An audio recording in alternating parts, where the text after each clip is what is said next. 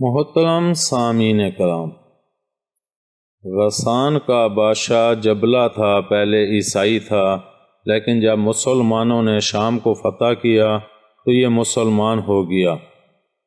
ایک دن وہ طواف کر رہا تھا، اس کی چادر کا کونا فرش پر لٹک رہا تھا۔ ایک غریب بدو کا پاؤں چادر کے کونے پر آ گیا، اسے جھٹکا لگا تو غصے میں آ گیا اور بدو کو ایک زوردار دھپڑ دے مارا۔ اس کا دھپڑ بدو کی آنکھ پر لگا، اس کی آنکھ پر شدید چوٹ آئی۔ اس وقت اتفاق سے مسلمانوں کے دوسرے خلیفہ حضرت عمر بن الخطاب رضی اللہ تعالیٰ عنہ بھی حج کے لیے آ کر مکے پہنچے ہوئے تھے۔ بدو ان کی خدمت میں حاضر ہوا اور اپنا چہرہ انہیں دکھایا۔ انہوں نے پوچھا، یہ کس نے کیا؟ آگے بڑھنے سے پہلے آپ ہمارے اس چینل کو سبسکرائب کر دیں، ساتھ ہی بیل آئیکن کو پریس کر دیں تاکہ ہماری ہر نئی ویڈیو کا نوٹیفیکیشن آپ کو ملتا رہے۔ اس نے بتایا کہ غسان کے بادشاہ جبلہ نے حضرت عمر رضی اللہ تعالیٰ عنہ نے جبلہ کو بلوایا۔ وہ حاضر ہوا تو آپ رضی اللہ تعالیٰ عنہ نے اس سے پوچھا، تم نے اس بدو کو دھپڑ کیوں مارا؟ اس نے ہماری چادر پر پاؤں رکھ دیا تھا، اس لیے ہم نے اسے اس گستاخی کی سزا دی۔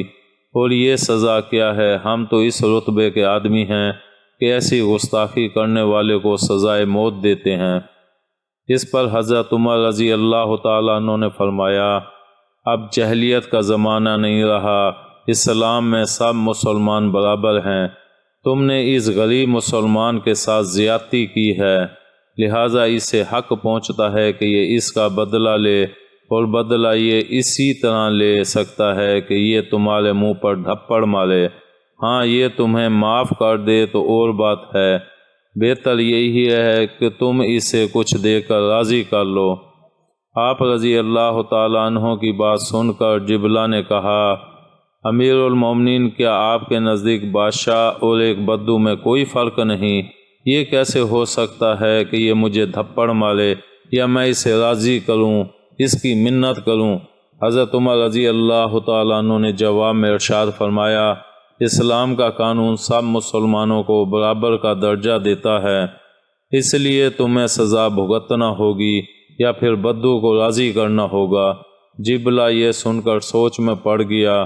آخر اس نے کہا، اچھا، مجھے ایک دن کی مہلت دیں تاکہ میں اس معاملے پر غور کر سکوں۔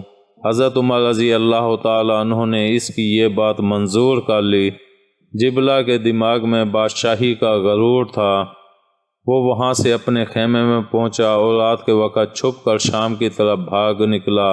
وہاں سے روم کے بادشاہ کے پاس قسطنطنیہ پہنچا، دوبارہ عیسائی مذہب اختیار کر لیا اور وہیں کفر کی حالت میں مرا۔ امید ہے آپ کو ہماری یہ ویڈیو پسند آئی ہوگی۔ پسند آنے کی صورت میں لائک کریں، کامنٹ کریں اور شیئر کرنا مت بھولیں۔ ملتے ہیں اگلی ویڈیو تک، اللہ حافظ۔